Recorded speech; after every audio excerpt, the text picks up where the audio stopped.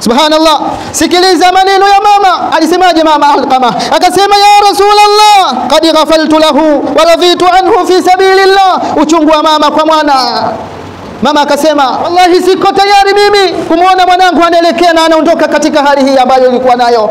Nimemuona mwanangu, mazingira aliyokuwa nayo mtoto wangu sio mazingira mazuri haya.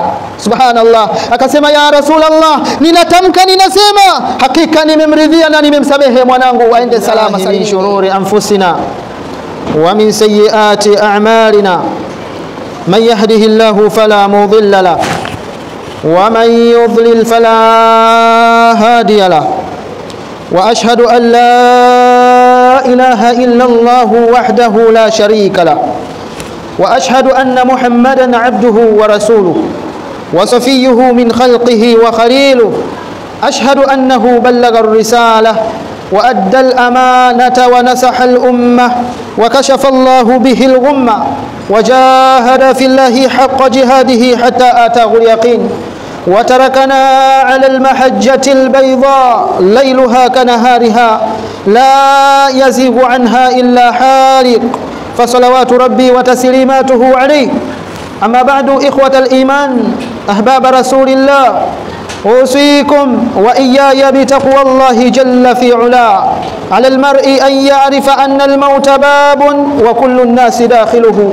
يا ليت شعري بعد الباب ما الدار، الدار دار نعيم إن عملت بما يرضي الإله وإن خالفت فالنار.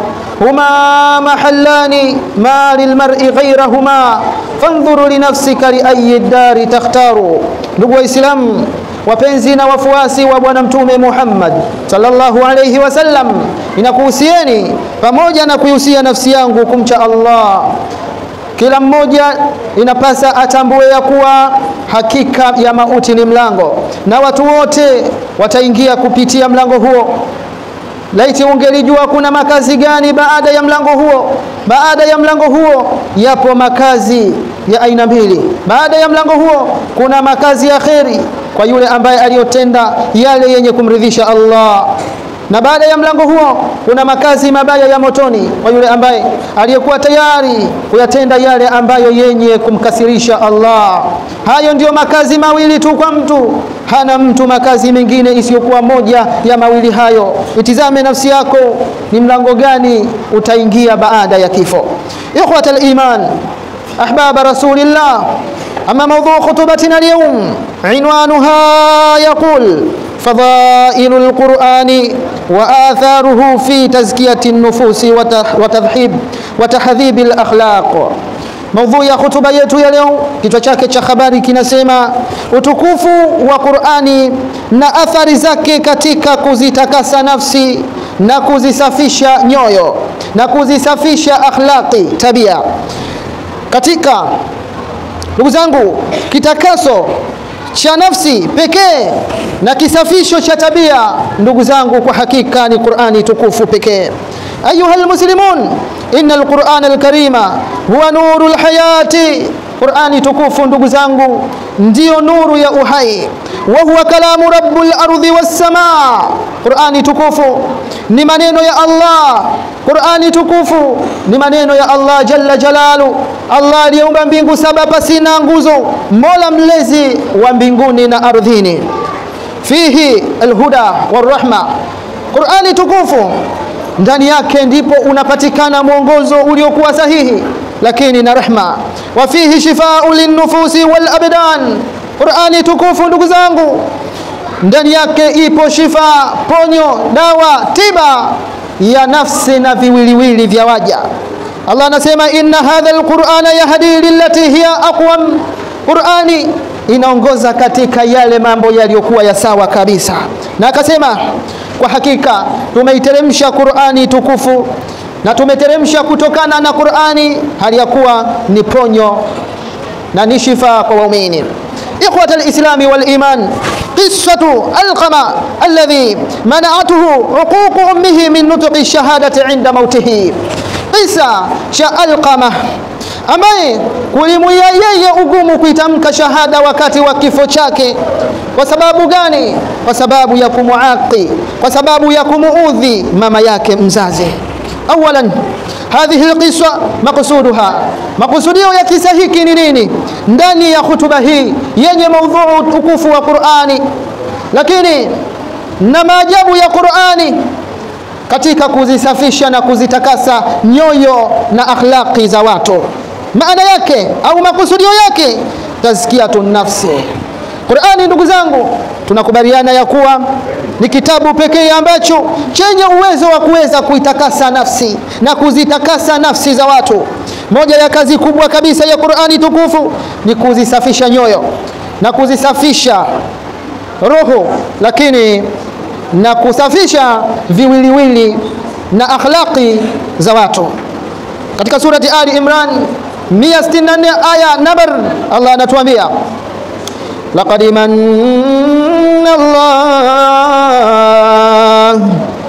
manna Allahu 'ala al-mu'minina idh ba'atha fihim rasulan min anfusihim yatlu 'alayhim ayatihi wa yuzakkihim wa yu'allimuhumul kitaba wal hikmah wa in kanu min qablu lafi dhalalin mubin. Allah subhanahu wa ta'ala amewaneemesha Waislamu. Allah subhanahu ameweza kuwaneemesha Waislamu na waumini kwa sababu gani? Idh ba'atha fihim rasula, zama alipowatumia wao mtume ambaye alikuwa makusudio yake Allah kumtuma ilikuwa ni nini? Mtume ambaye Allah alimtuma kutokana na nafsi zao, yatlu alaihim ayatihi, akiwa anawasomea wao aya zake Allah, wa yuzakkihim, lakini Allah amemtuma mtume huyo kuwasomea aya zake yeye Allah, lakini na kuwatakasa wao. Hivyo Qur'ani, ndugu zangu, inasafisha tabia na akhlaqi. Kwa hiyo basi wasomaji wa Qur'ani inapaswa nyoyo zao ziwe na akhlaqi zao ziwe akhlaqi za Qur'ani tukufu. Bahati mbaya wengi katika wasomaji wa Qur'ani tabia zao ziko tofauti kabisa na Qur'ani tukufu. Falidhalika yajibu an na'lama annahu la yastaqirru nurul Qur'ani kama yanbaghi fi qalbi man tasawwakhat akhlaquhu wamtala'a bil ma'asi.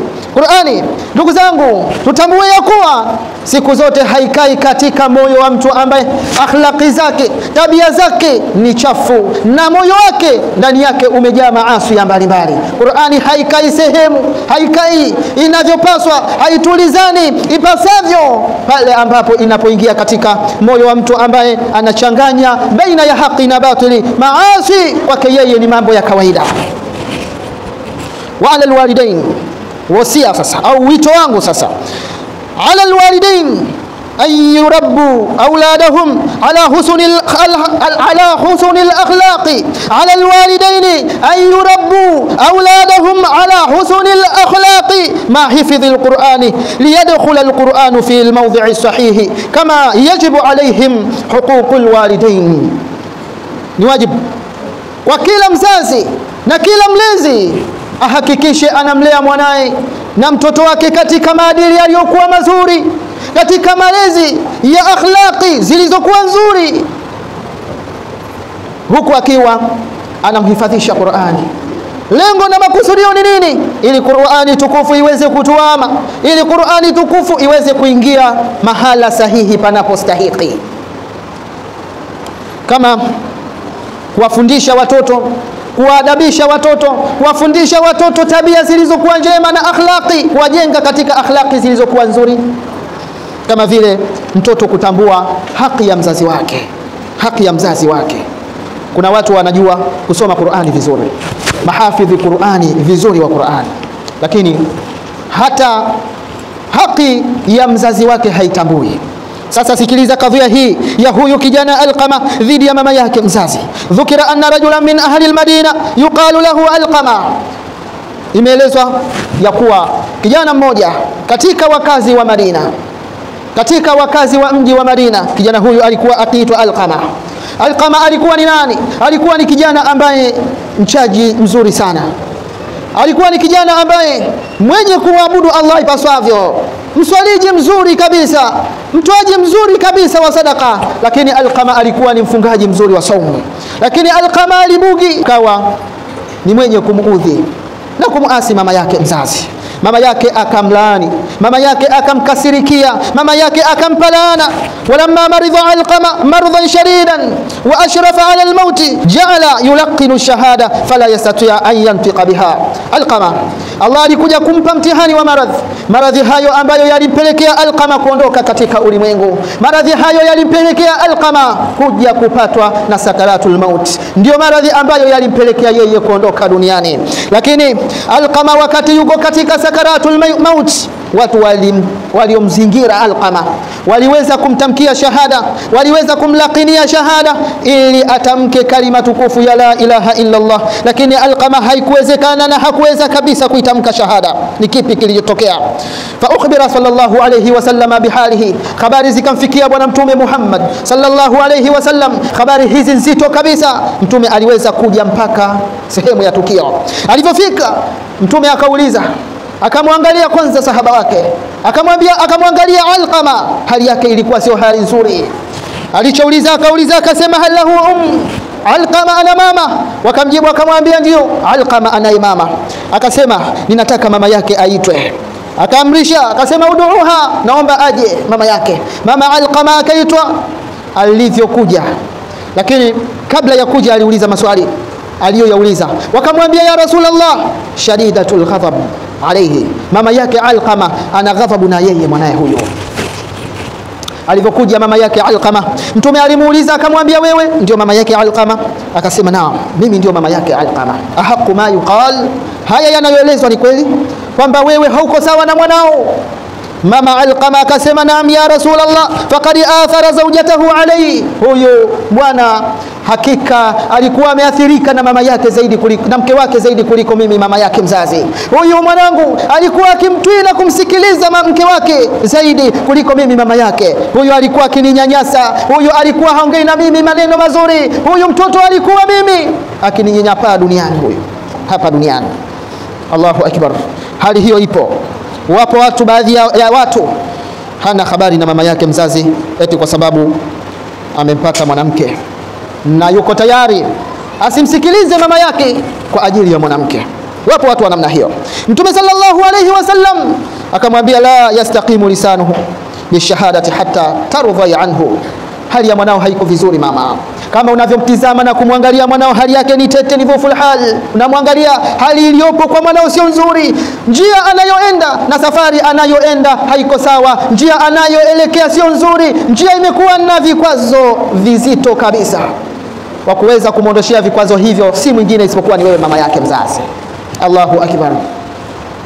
Akamwambia hivi sasa mtoto wako huyu hawezi kunyanyua ulimi wake kutamka shahada mpaka utakapomridhia wewe.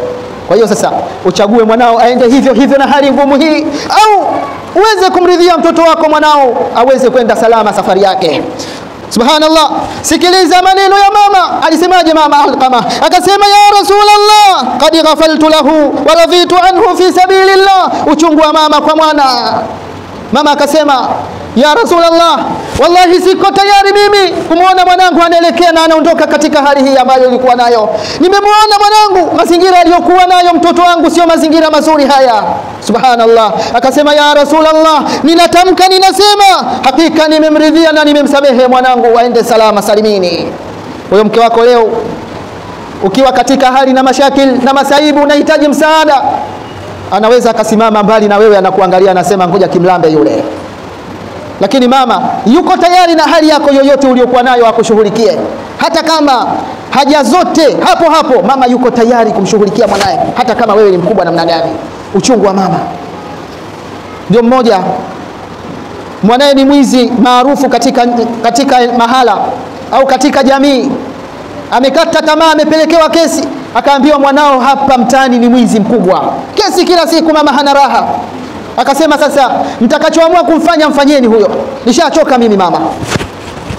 Siku ya siku mtoto akaiba, baada ya kuiba wakamkamata. Baada ya kumkamata wamechukua matairi na mapetroli wamchome, wamunguze moto wamchome. Mama anapata habari huko mwanao anachoma moto huko. Mama akasema siko tayari. Alikimbia mbio, akawaacha wengine watoto wadogo, akaenda na akaelekea mpaka sehemu ya tukio. Anafika na yeye anajiingiza kwenye tairi ile. Anasema na mimi nataka nimwagiwe hayo mafuta. hapa ninakufa na mwanangu, siko tayari kumuona mwanangu anakufa. Uchungu wa mama huyo, yuko tayari na yeye afariki, yuko tayari na yeye afe kwa ajili ya mwanae. Uchungu wa mama. Mama akasema nimemridhia mwanangu. Falamma sami'at almalaikatu ridhaha wa qawlaha intalaqa lisanuhu fil hali thumma yaqulu ashhadu an la ilaha illa Allah wa ashhadu anna Muhammadar rasulullah thumma mat. Malaika waliposikia kauli ya huyu mama na kumridhia mwanae na kumsamehe mtoto wake, ulimi wake ukafunguka pale pale na mtoto akatamka shahada. Alqama akatamka shahada, kisha akafariki dunia. Kisha Mtume sallallahu alayhi wasallam anasema ridhallahi fi ridhal walidaini. Jamani, hakikisheni ya kuwa radhi za wazazi wawili, radhi za Allah zipo katika radhi za wazazi wawili. Sikiliza maneno haya mazito. Ili Allah kuridhie wewe mtoto, uhakikishe ya kuwa wazazi wako wawili wako na radhi na wewe. Ni wangapi leo mzazi yuko kijijini huko, maisha yake ni pangu pakavu, mtoto unakula bata na kuku mjini, huna habari na mzazi wako, humkumbuki. Wale ambao wazazi wao wako hai, amemtupa mama yake, hajui mama yake anaishi maisha gani. Mjini anaishi nyumba nzuri kabisa ambayo ina tilizi na kiyoyozi na kila kitu, lakini mama yake anaishi kwenye nyumba ya nyasi ambayo ni jusi, akipika chakula anakula nao. Subhanallah, ameridhika tu, anakula bata. Lakini mama katika malezi, wakati anakulea wewe, alikuwa hali bata vizuri kwa ajili yako, halali mama kwa ajili yako wewe mtoto. Leo sasa wewe ndio kidume, umepata mwanamke mzuri, unaona hakuna mwanamke kama mke wangu, unamsahau mama yako mzazi. Sisemi kwamba watu muwe katika hali ya kutowapenda wake zenu wala kuwasikiliza wake zenu. Ninachozungumza ni wale ambao wamekuwa ni mabakhili wa tabia katika kuwakumbuka mama zao. Kuna mwingine mama anaona sasa hapa nimemisi mwanangu, shughuli kazi zake zimekuwa nyingi mjini, ngoja niende nikamtembelee. Akija nyumbani jau, unaona anakunyima uhuru wewe na mke wako. Ndugu Waislamu, lakini Mtume akasema wasakhatullahi fi sakhatil walidaini, na hasira za Allah zipo katika hasira za wazazi wawili. Naam, mzazi akikukasirikia ndugu yangu, tambua hakika hata Allah amekukasirikia. Hilo ujue hivyo. Wakati mwingine unatafuta maisha magumu, mambo hayaendi, kumbe mama mzazi wako ana kinyongo, ana jambo katika nafsi yako na wewe. Na alafu Allah amewapa subira sana wazazi. Anaweza akawa na kidukuduku kwenye moyo, ana dukuduku kwenye moyo, wala hakuambii, anabaki nalo tu. Wewe unahangaika huku na kule. Rudi kijijini, kamwambie mama na amekuja rasmi, na kuomba unishike kichwa mwanao, hali maisha yamekuwa tete, naomba radhi zako. Akuridhia, kushike mkono, akwambie mwanangu, sasa inshallah Mwenyezi Mungu atakufungulia. Akuridhie, uone Mwenyezi Mungu atakavyokupa baraka. Ndugu Islam, tunaona ya kuwa kukosa radhi za wazazi ni sababu ya mwisho mbaya. Lakini hata kama uwe umetenda matendo, umeswali, umefanya vitendo mbalimbali, lakini na kuridhiwa na wazazi ni ufunguo wa kila rehema. Ikhwata al-iman, al-Qur'an yashfa'u yawm al-qiyamah. Qur'ani tukufu itamtetea na itamuombea na itawaombea watu wake siku ya kiyama. Allah Mtume sallallahu alaihi wasallam anasema as-siyamu wal-Qur'anu yashfa'ani lil-'abdi yawm al-qiyamah. Siku ya kiyama funga, saumu na Qur'ani. Yule ambaye duniani alikuwa ni mfungi, wafungaji hao, wale ambao mwezi wa Ramadhani ukifika anakuambia nina ngili kwenye tumbo, usiwezi kufunga.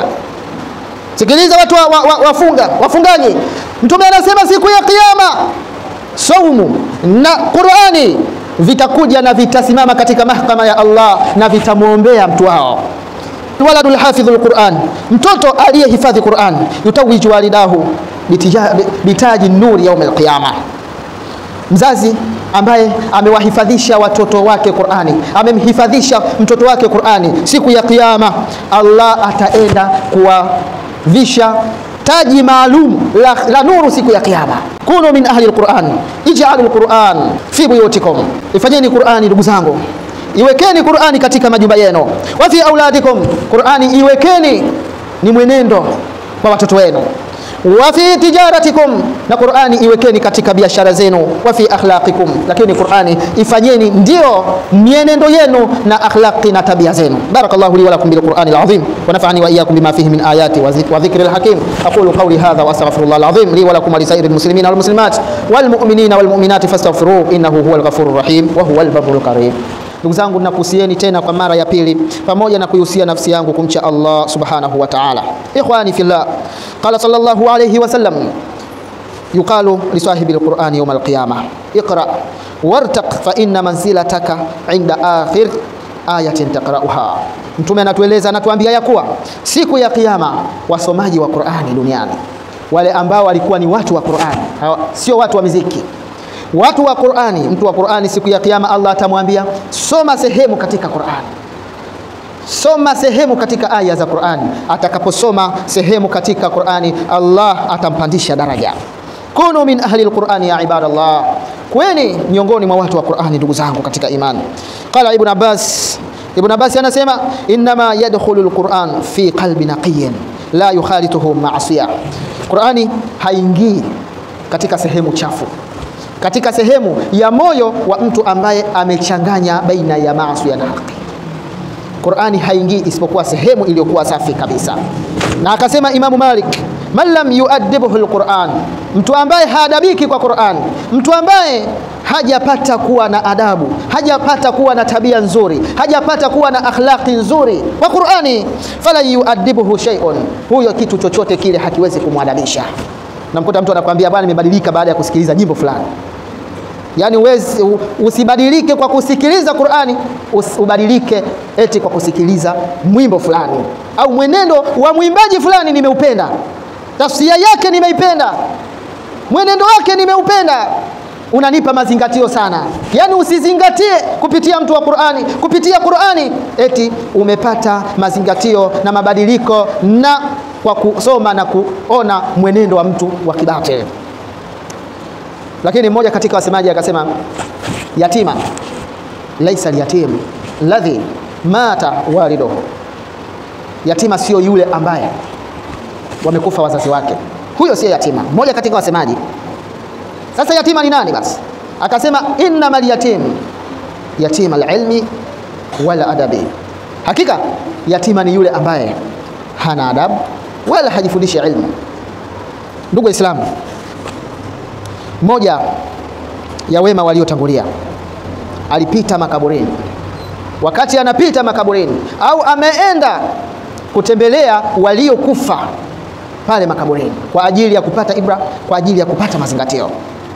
Sasa wakati yuko pale makaburini, ghafla akasikia sauti ya ajabu. Sauti hiyo ikawa ni sauti ambayo katika maneno yale ni aya ya Qur'ani inasema, alam ya'ni lilladhina amanu an takhsha'a qulubuhum li dhikrillah. Hii sauti anaisikia. Maana yake maneno haya hivi, hawalainiki wale ambao wameamini, lakini hawanyenyekei, nyoyo zao hazinyenyekei kwa kusikiliza na kwa kusikia na kwa utaji wa Mwenyezi Mungu. Aliposikia maneno haya bwana akawa na hofu, yuko kaburini, yuko peke yake. Wakati mwingine ukitaka ujijenge na ujengeke katika imani, kuna sehemu za kwenda. Ukiona imani yako imepungua kidogo, basi kuna sehemu unatakiwa uende ukainoa imani yako. Unaenda makaburini, ukifika pale unaangalia mandhari na mazingira yalivyo, utapata ibra tu pale. Au mahospitalini. Ni sunna kufanya hivi vitu na vina maana, lakini sisi sunna nyingine tumeziacha hizi sunna. Kuna sunna mbalimbali, kuna sunna ambazo zile nyepesi zile. Kuoa wanawake wengi. Lakini kuna sunna ambazo ni muhimu, nyingine ambazo pia ni muhimu, hatutaki kuzifanya. Sasa huyo bwana alipofika pale makaburini, akasikia hii sauti, akaogopa. Baada ya kuogopa, kwanza wadhanna anna ahadan yaqra'ul Qur'ana bijanibihi, akahisi au akadhania labda kuna mtu yuko pembezoni yake anasoma Qur'ani tukufu. Akahisi hivyo au akadhania hivyo. Alichofanya, fataqaddama falam yara ahad, akasogea mbele kidogo. Baada ya kusogea mbele akaangalia kuliani na kushotoni, hakuona mtu yoyote. Hapo ndipo hofu ikawa kubwa zaidi. Aliposikiliza kwa makini, akagundua sauti inatoka katika moja ya makaburi ambayo yako pale. Tena kaburi ambalo ni la muda kidogo, yani kaburi la zamani kidogo. Baada ya kusikia hivyo na kuona mazingira hayo sio ya kawaida, aliondoka nduki na alikimbia kurudi nyumbani. Akarudi nyumbani huku moyo wake ukiwa umejaa hofu kubwa kabisa. Sasa fa fil layli raa fil manami sahiba dhalika alqabr, usiku amelala sasa, akapata ndoto, akapata ru'ya, akaona lile kaburi aliyezikwa pale ndani yake, yani mwenyewe lile kaburi akamwona. Sasa Alivyomjia katika ndoto ile bwana akamwambia, ana rajulun kuntu mutasahilan fi dunya usalli wa aqra alquran walakinni kuntu wa akhiru tauba. Mwambia bwana, mimi niliishi duniani, nilikuwa ni mwana wa dunia kama wewe, lakini duniani nilikuwa nikiswali mimi, duniani nilikuwa nikisoma Qur'ani mimi. Haya ni maneno ni maneno ambayo tumeyapata katika vitabu, tunaelezewa miongoni mwa akhbari za watu wema waliotangulia, waliopita, sio hadithi wala sio aya.